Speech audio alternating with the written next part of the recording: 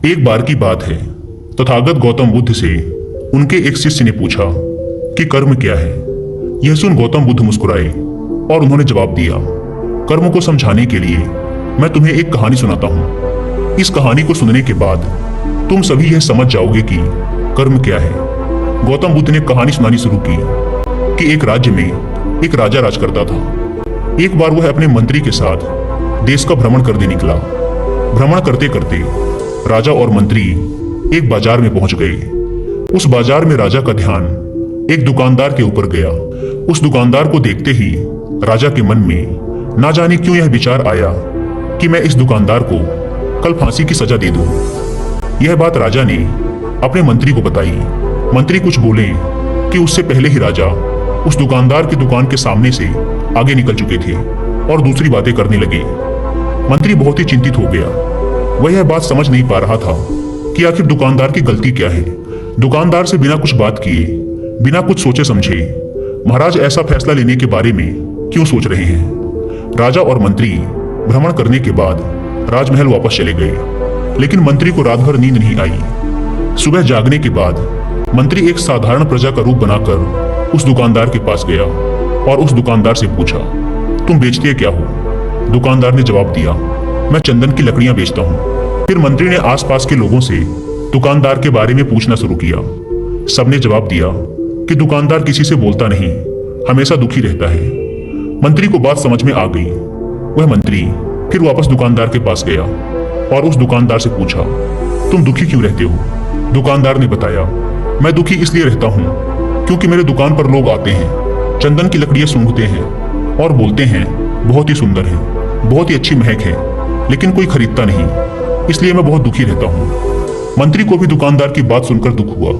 उसने सोचा कि आखिर कोई भी दुकानदार दुखी क्यों ना हो अगर उसके दुकान का कोई भी सामान खरीदा ना जाए, जबकि सामान में कोई कमी ना हो। मंत्री सोचने लगा कि यह दुकानदार अपने दुखों की वजह से इतना दुखी रहता है, परंतु राजा इस दुकानदार को फांसी पर क्यों लटकाना चाहते हैं। अर्थात राजा के मन में आए हुए विचार का उत्तर अभी तक मंत्री को नहीं मिला था। मंत्री ने फिर दुकानदार से पूछा, भाई तब तुम क्या करोगे अगर तुम्हारे दुकान की सारी चंदन की लकड़ियां ऐसे ही रखी की रखी रह जाएंगी तो। दुकानदार ने गुस्से के भाव में बोला, हाँ मैं जानता हूं कि मेरी चंदन की लकड़ियां ऐसी ही रखी रह जाएंगी, इन्हें कोई नहीं खरीदेगा। इसीलिए तो मैं सोचता हूं कि हमारे देश का राजा जल्दी से जल्दी मर जाए। अगर वह जल्दी से मर जाता है तो मैं उस राज दरबार में उस राजा के दाह संस्कार के लिए अपनी चंदन की लकड़ी दे देता, जिससे मुझे कुछ पैसे भी मिल जाते और इस बाजार के अलावा बाकी के लोगों को भी मेरी चंदन की लकड़ियों के बारे में पता चलता। तब फिर शायद कुछ न कुछ लोग मेरी दुकान से चंदन की लकड़ियां खरीदने जरूर आते। मंत्री दुकानदार की बात को सुनकर सब कुछ समझ गया, लेकिन मंत्री बहुत चतुर और समझदार भी था। उसके मन में एक विचार आया। मंत्री ने दुकानदार से चंदन की कुछ लकड़ियां खरीद ली। इस खरीदारी से दुकानदार को कुछ पैसे भी मिल गए और वह थोड़ा खुश भी हो गया। मंत्री चंदन की लकड़ियों को लेकर वापस राज दरबार चला गया। राज दरबार पहुंचकर मंत्री ने उन चंदन की लकड़ियों को राजा के समक्ष रख दिया और बोला कि हे राजन, ये चंदन की लकड़ियां उसी दुकानदार ने आपको भेंट की हैं जिस दुकानदार को आप कल फांसी देने के बारे में सोच रहे थे। राजा ने उन चंदन की लकड़ियों को सूंघा और उन्हें उन चंदन की लकड़ियों की सुगंध बहुत पसंद आई। उन्होंने कहा, यह चंदन की लकड़ियां बहुत ही ज्यादा खुशबूदार हैं। दुकानदार के इस अनोखे भेंट से राजा बहुत खुश हुए और मंत्री को कुछ स्वर्ण मुद्राएं देकर बोले, जाओ उस दुकानदार को ये स्वर्ण मुद्राएं इनाम में देना और बोलना कि आज के बाद महल में जब कभी भी चंदन की लकड़ी की जरूरत पड़ेगी तब तुम्हारे दुकान से ही चंदन की लकड़ी ली जाएगी। यह बात सुनकर मंत्री जी मुस्कुराने लगे तथा सोचने लगे कि अब तो राजा के मन में उस दुकानदार को फांसी देने का विचार आ ही नहीं सकता, क्योंकि अब तो हमेशा राज दरबार के लिए चंदन की लकड़ियों के इंतजाम की जिम्मेदारी उस दुकानदार को मिल गई है। मंत्री स्वर्ण मुद्राओं को लेकर वापस दुकानदार की तरफ चल पड़ा। इधर राजा इस विचार में पड़ गए कि वह दुकानदार तो बड़ा ही अच्छा इंसान है।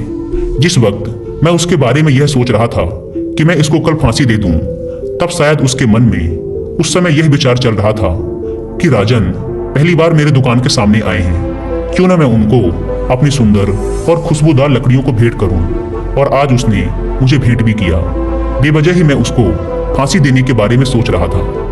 इधर मंत्री दुकानदार के पास पहुंच गया मंत्री ने राजा के द्वारा दी गई स्वर्ण मुद्राओं को दुकानदार को देते हुए कहा कि जिन चंदन की लकड़ियों को कल मैं खरीद कर ले गया था, उन चंदन की लकड़ियों को राजा ने बहुत पसंद किया और इनाम के तौर पर तुम्हारे लिए यह स्वर्ण मुद्राएं भिजवाई हैं। यह सुन दुकानदार बहुत खुश हुआ।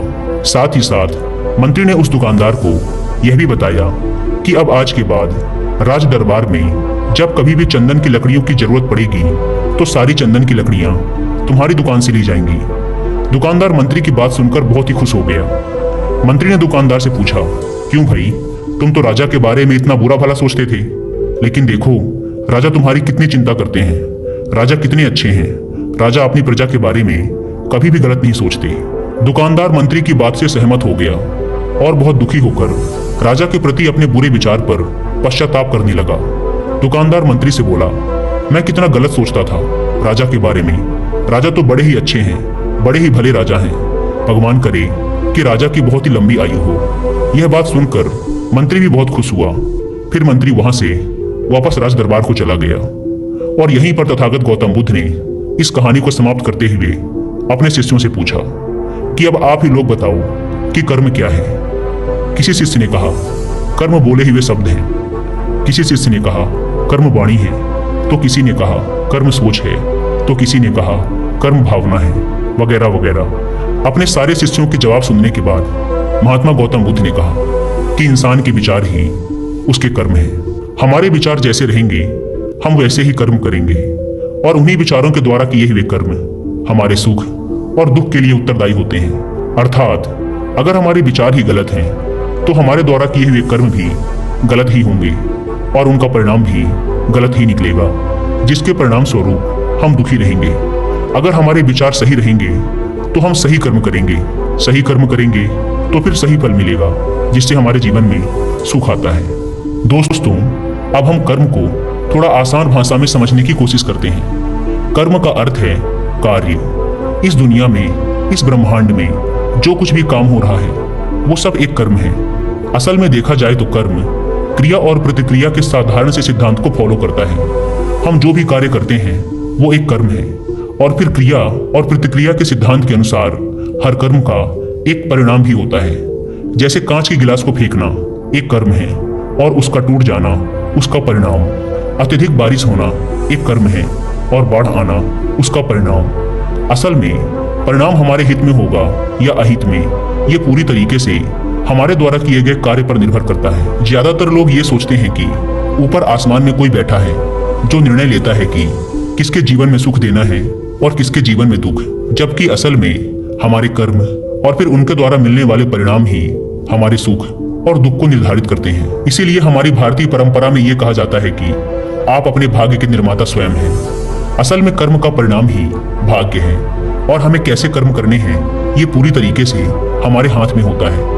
तो जब कोई अच्छा कर्म करता चला जाता है तो उसका भाग्य भी अच्छा होता चला जाता है। जैसे अगर दो बच्चे हैं और उसमें से एक बच्चा बचपन से ही नई चीजों को सीखने और जानने का प्रयास करता रहता है, वो हमेशा ही जो भी करता है उसमें अपना सर्वश्रेष्ठ देने की कोशिश करता है।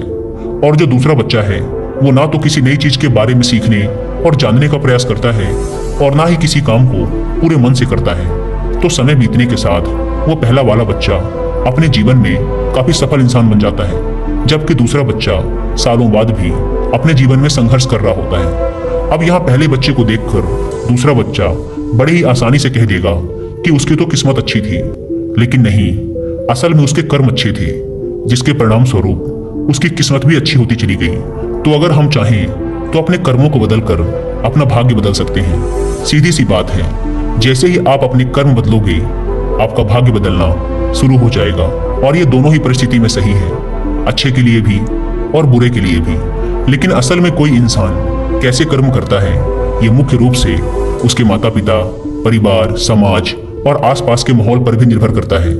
ज्यादातर केसेस में एक एक्टर का बेटा एक्टर बनने की ही कोशिश करता है, इंजीनियर का बेटा इंजीनियर और डॉक्टर का बेटा डॉक्टर। इसका कारण यह है कि हमारा शरीर और मन अपने आसपास से ही सूचनाएं इकट्ठा करते हैं और हम हमारे अंदर मौजूद सूचनाओं और ज्ञान के आधार पर ही कोई कार्य करते हैं और फिर हमें उसी के अनुसार परिणाम भी मिलते हैं। असल में हम अपने रोज के कामों का 99% अनकॉन्शियस तरीके से करते रहते हैं, क्योंकि हमारा शरीर और मन प्राप्त सूचनाओं को याद रखता है और फिर उन्हें दोहराता रहता है। जैसे जब हम कार चलाना सीख रहे थे तब हम एकदम पूरी कॉन्शियसनेस के साथ हर चीज पर ध्यान रख रहे थे कि स्टीयरिंग कहाँ है, ब्रेक कहाँ है। लेकिन कुछ समय बाद हम बात करते हुए या कुछ भी सोचते हुए बड़ी आसानी से कार चला पाते हैं, क्योंकि अब हमारे अंदर कार चलाने की प्रोग्रामिंग हो चुकी है और हम लगभग अपने सारे काम अब इसी तरीके से करते हैं, बिना किसी जागरूकता के।